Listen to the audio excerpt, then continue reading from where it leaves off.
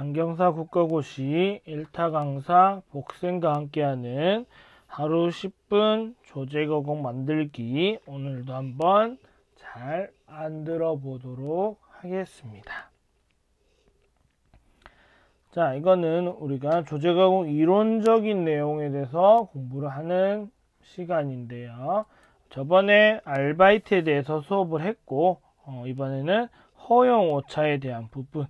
허용 오차 그렇게 어렵지 않을 수 있는데, 어느 부분이 큰 쪽, 작은 쪽 이렇게 나오니까 여러분들 좀 헷갈려 하시는 분들이 있거든요. 그래서 프리즘 효과 설계 차트 하기 전에 허용 오차부터 먼저 하고 넘어가도록 하겠습니다.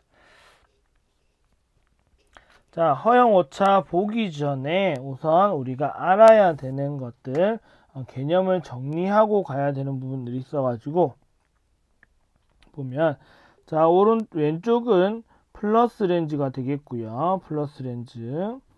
오른쪽은 마이너스 렌즈가 되죠. 자, 플러스 렌즈는 두 매의 프리즘이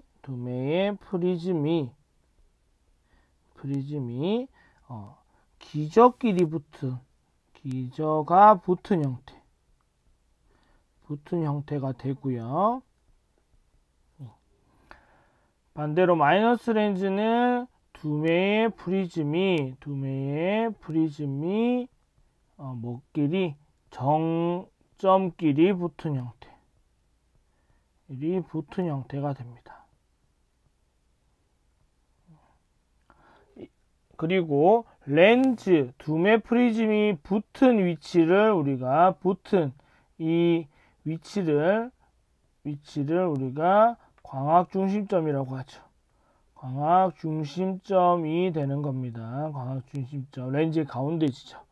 여기도 두 매의 기저가 붙은 이 지점을 광학중심점이라고 합니다.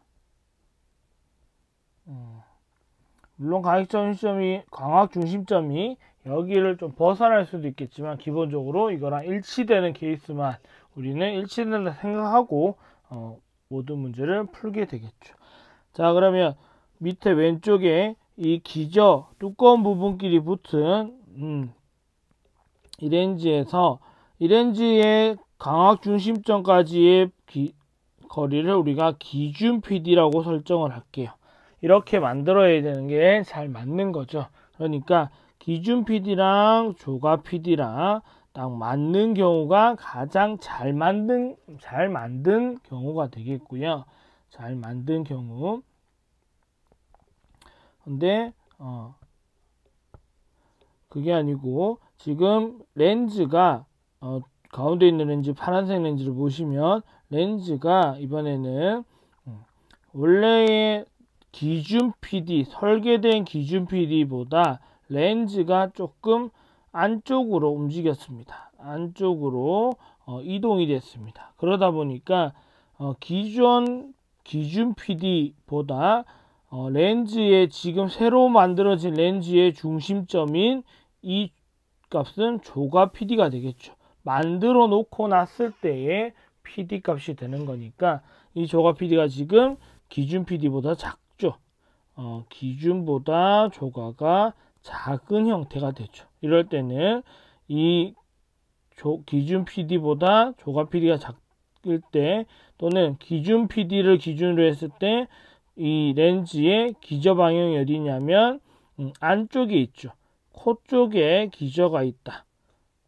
얘를 기준으로 이 기저는 코 쪽에 존재하죠. 그러면 얘를 우리가 베이스인 프리즘이 걸린다라고, 베이스인 프리즘 효과가 나타난다라고 얘기를 하는 거죠.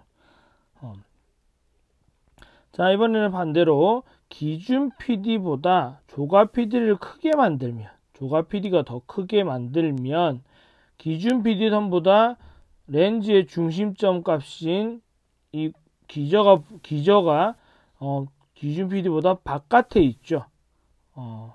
바깥 방향에 있습니다. 그러면 기준 PD보다 조가 PD가 더 클 거고요. 더 클 거고, 이럴 때는 우리가 베이스 아웃 프리즘이 걸린다라고 얘기할 수 있다. 자, 그러면 말을 바꿔서 플러스 렌즈에서 베이스 아웃 효과를 내려면 기준 PD보다 조각 PD를 크게 만들어야 한다.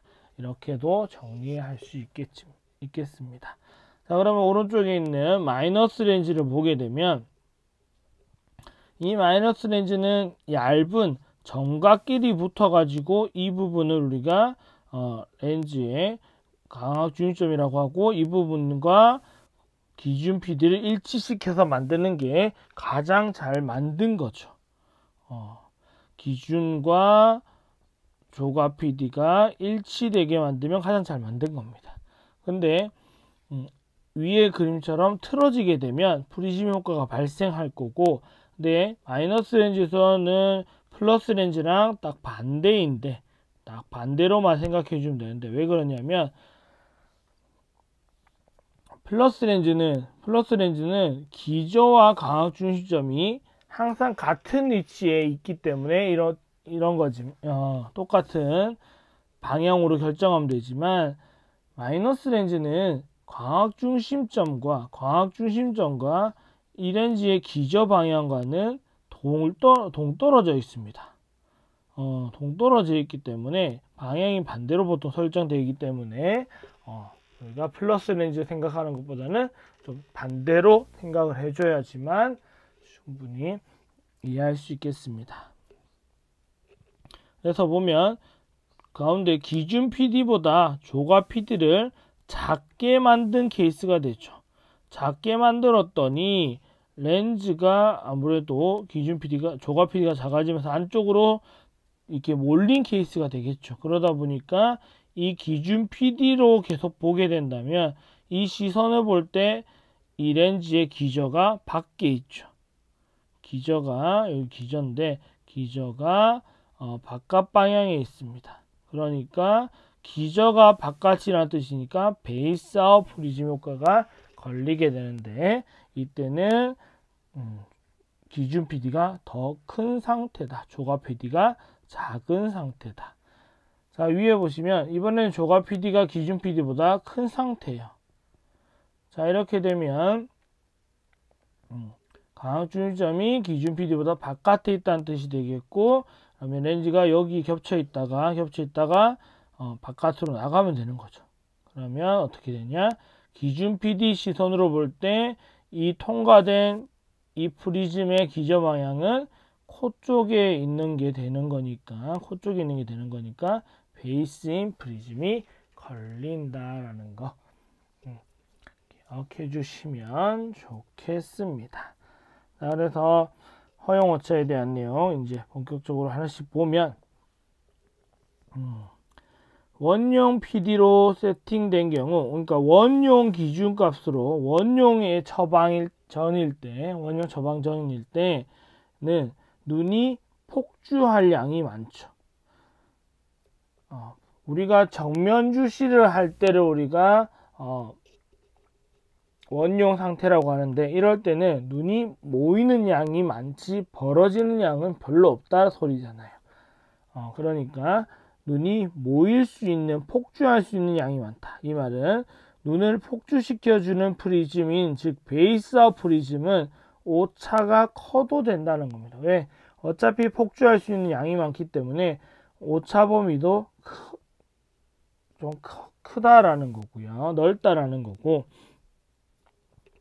자, 이렇게 했을 때 마이너스 렌즈에서 베이스 아웃 효과를 만들어내려면, 마이너스 렌즈에서 베이스 아웃 프리즘 효과를 만들려면 기준 PD가 조각 PD보다 더 큰 상태로, 즉 반대로 말하면 조각 PD가 기준 PD보다는 작은 형태로 설계를 해서 만들어야지만 베이스 아웃 효과를 가질 수 있다.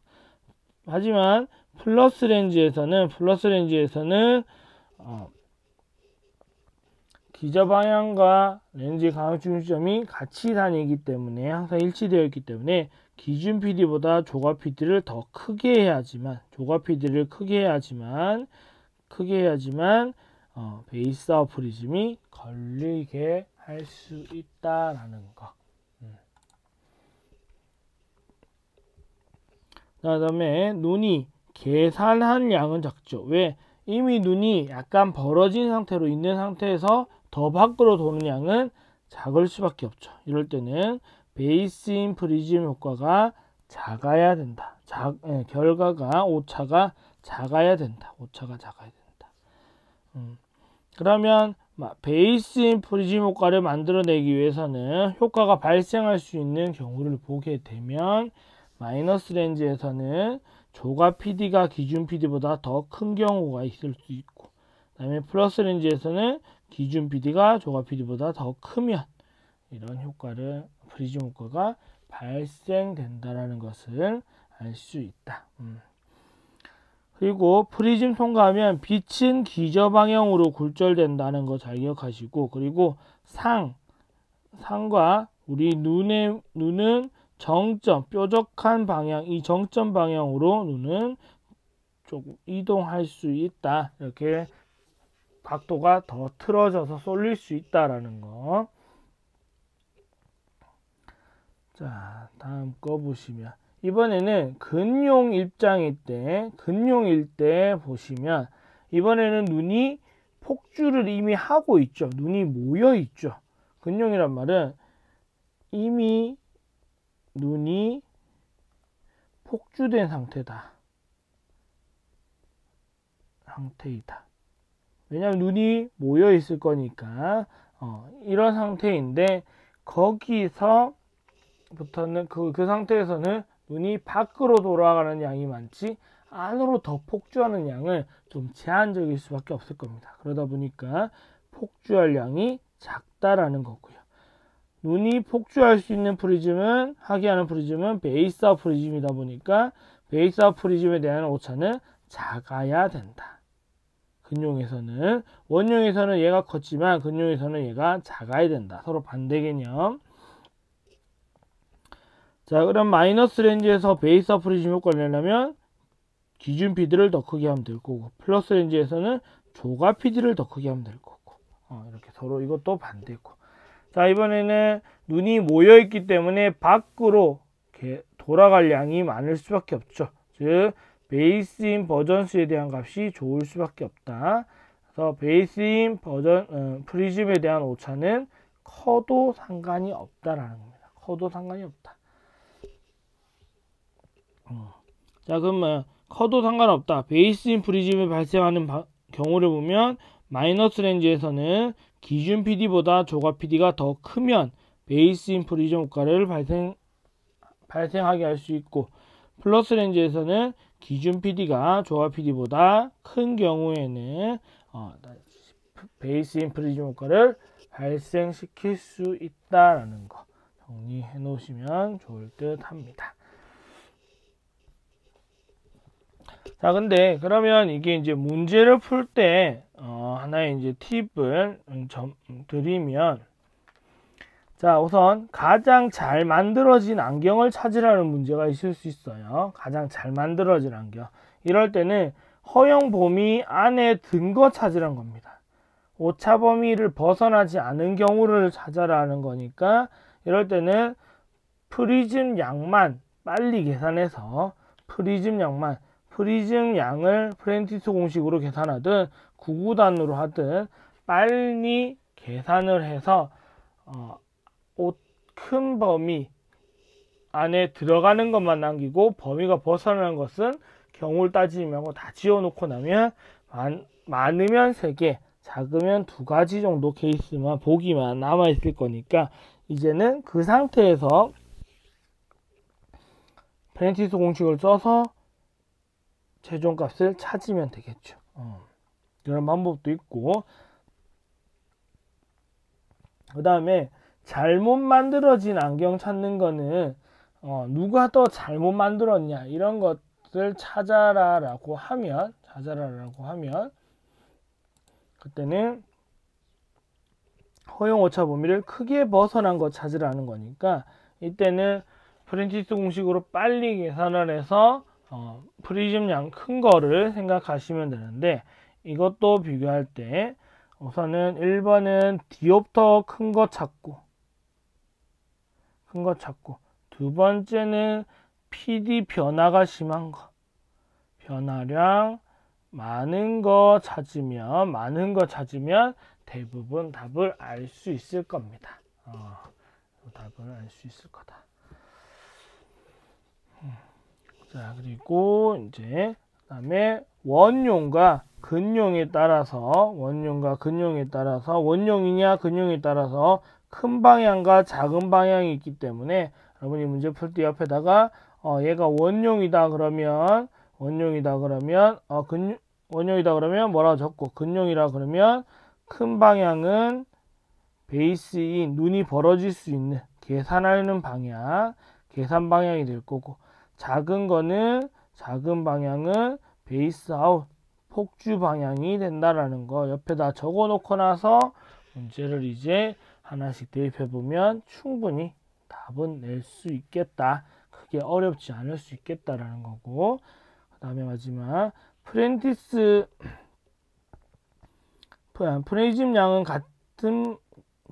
양이 같은 보기가 있다면 그 중에서 답이 나올 가능성이 있다.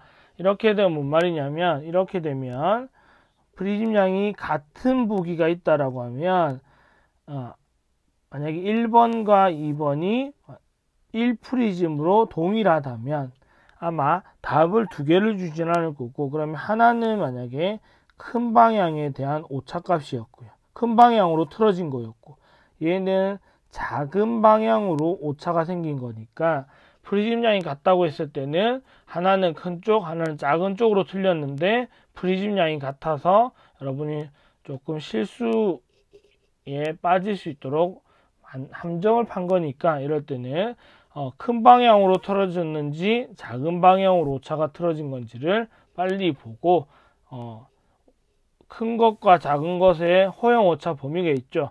보통 큰 것은 1프리즘, 작은 건 0.5프리즘 정도 되니까 얘를 벗어났는지 안 벗어났는지만 찾으셔도 될 수도 있다라는 겁니다.